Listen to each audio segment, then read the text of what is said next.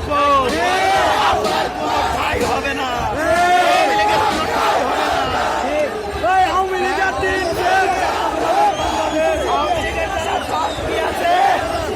সতর্ক হয়ে যান, সরকারি চাকরি করবেন আর আবার সহযোগিতা